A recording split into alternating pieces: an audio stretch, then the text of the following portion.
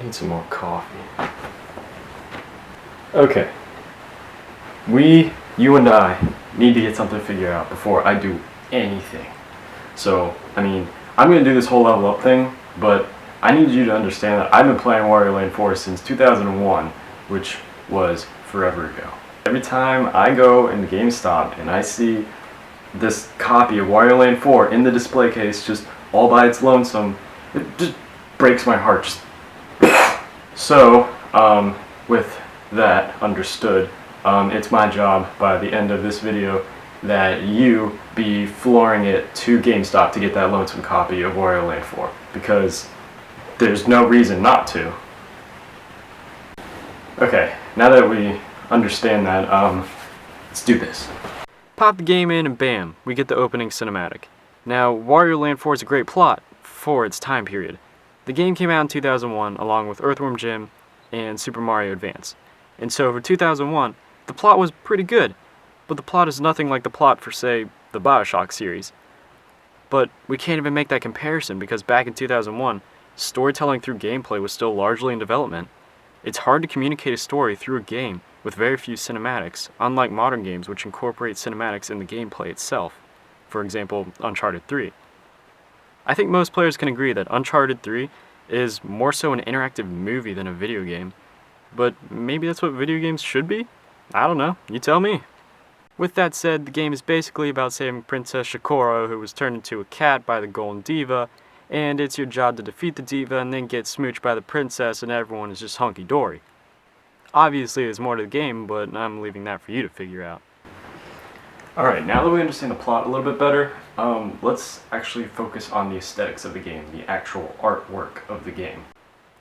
As an artist, I appreciate a game that takes time to allow the player to really enjoy the artsy part of a game, and Wario Land 4 hits the nail on the head. The art of Wario Land 4 is established through a color scheme, not necessarily the actual levels, unlike Abe's Exodus, where every level is just beautifully constructed. If you haven't played any of the Oddworld games, I would highly recommend it, especially if you're pursuing level design and game art as a career. But back to Wario Land 4, the game has a large color palette, ranging from warm colors to cool colors. In the game, there are 4 main passages: Sapphire, Emerald, Topaz, and Ruby. Alright, you'll want to take notes at this part, so pause the video, get a pencil and paper, do what you gotta do, be ready to take notes because this stuff's important. Each passage has a theme and a matching color scheme. Emerald Passage revolves around the theme of nature, and appropriately the color green. But adjacent to the Emerald Passage is the Ruby Passage, which revolves around the theme of industry and the color red. Now, if we put 2 and 2 together, we can see the themes and the colors contrast with each other. Nature versus machines, and green versus red. Much like the Emerald and Ruby passages, the Sapphire and Topaz contrast as well between the themes of horror in Sapphire and happy fun stuff in Topaz, not to mention the contrasting color schemes of blue versus orange. All that being said, we come to the conclusion that the makers of Wario Land 4 are geniuses, and this game is astronomically underrated. Alright, cool. Colors. Awesome. That's interesting. Let's switch gears a little bit and look at the motifs of the game. Motif number 1, speed. Wario Land 4 is designed for the objective player.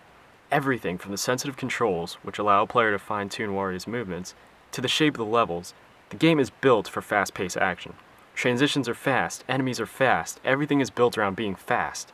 The end of a level is a race back to the beginning, and when you are slowed down, like slipping on ice or becoming Fat Wario, you feel penalized and the pressure's on. Even if Wario sits still for a minute, the music fades out and Wario does this workout thing, which basically tells a player to keep playing and move forward. There's no reason to sit still, so get a move on. If the game were designed to be more slow-paced, then maybe the game would have elements that would force a player to slow down and analyze the environment, like, for example, Metroid Prime. Metroid Prime is filled with puzzles, lots of traversing across the worlds, scanning to gain a sense of what the game is about, things like that, things that actually slow a player down and force them to comprehend everything that's around them. So, Wario is not really built like that. Yes, Wario Land 4 has puzzles and the purple tube things, but they don't get in the way of the player because they're optional.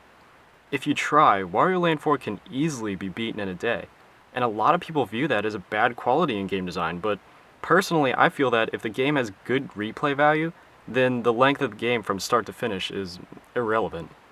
Wario Land 4 is meant to be played and replayed because after you beat the game and get the smooch, all the bosses are revived and you can play wherever you want, and it's brilliant.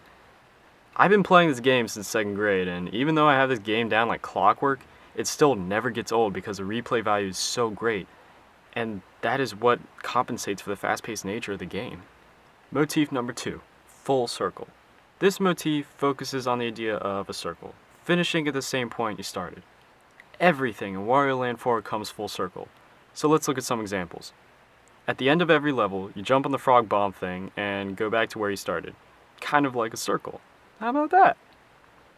If we look at the Golden Passage, it brings together all the themes of the passages, and so the revisiting of the passages adds a sense of unity and completeness to the game.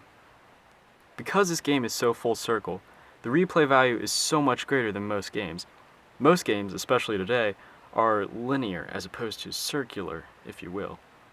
Games are now designed to move forward and keep moving and building from the beginning, and so to see a circular layout of a game today is not as common. Not to say one is better than the other, they're just two different ways to map out a game. And if you're making a game with a linear makeout, it actually is a little bit better if you're going to make a sequel because then you have more to build on.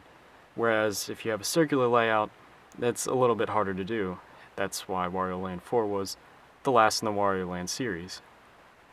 Part of this full circle theory are the enemies. They all work together to help drive this unity home. Every enemy in Wario Land 4 has their own set of unique characteristics that make them interesting. Play through this game once and you will understand the diversity between enemies. Let's look at some examples. Color and worth. Okay, so you got these two guys, the Marumen and Spear Mask. Now, Marumen, although harmless, can change their color and worth through a ground pound. Purple makes them worth 20 and red makes them worth 50. Now, the Spear Mask can be changed through ground pounds as well, although the more worth they gain, the more threatening they become. Except they do this thing after you ground pound, which gives you enough time to take them out anyway, but that goes back to the idea of speed. Next, guys, we're going to look at our ability possessive. They have some kind of ability that makes them unique. For example, a Tatsumin, which charge towards the player, and Yukio Toko, which sneeze ice at the player. After ability possessive, we have ability yielding, which means they're worthless and harmless, but they have some kind of quality or attack that changes Wario's abilities. That's hence ability yielding. So we have the Ringo Suki, who throws apples that somehow make Wario fat. I don't know, I eat apples all the time. Menhammer, slam a hammer on Wario that gives him spring-like properties so that he can bounce and shoot off to places and stuff like that. The last set of enemies we're going to look at are invulnerable. Specifically, we're going to be looking at Spike Cannon and the, Utsu Bango. I'm German, okay? I can't do this. I can't do this.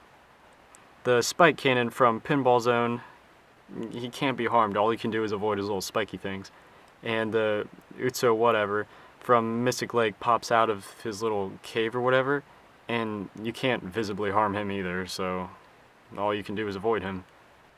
All of these enemies work together to keep the tactics of the player well calibrated through their unique characteristics. The bosses that await the player at the end of each passage are a combined manifestation of all the abilities of the enemies the player encountered within the passage. For example, the cactus guy, who charges the player like Tatsumin, or Catbat, who shoots those spiky dudes out of his mouth, like the ghost guys. Last thing I wanted to talk about was the soundtrack for this game. The music was composed by this guy, and he's a genius. I don't think I have to explain it. I mean, just listen to this.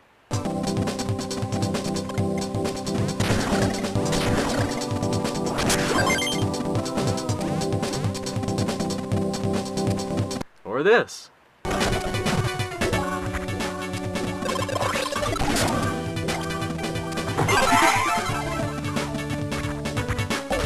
I have this on my iPod, okay, so it's definitely worth looking into. Those are all my reasons why Wario Land 4 is an awesome game. This is the part where you jump in your car and go to GameStop to get that copy that you sold for 2 store credits. because now you feel bad and you want the game back. Or even worse, you never had the game in the first place, so this is your opportunity to get that copy and claim it as your own and make the other person feel bad, because that's on them. They sold it, not you. It's yours now. Anyway, hope you enjoyed the video.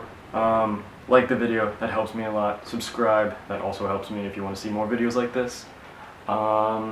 If you have any ideas of what you want a future episode to be, leave a comment down below and I will read through each one of those, and if I see a game that I think is interesting or that I kind of have background on, or a game that I've never played before, I'll play it through and I can make an episode of it.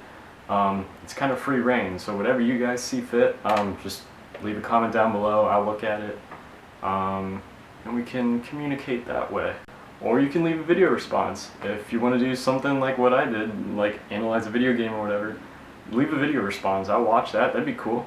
Like I said, this is a relationship between you and I. So, whatever. These lights are killing my eyes. I need Visine.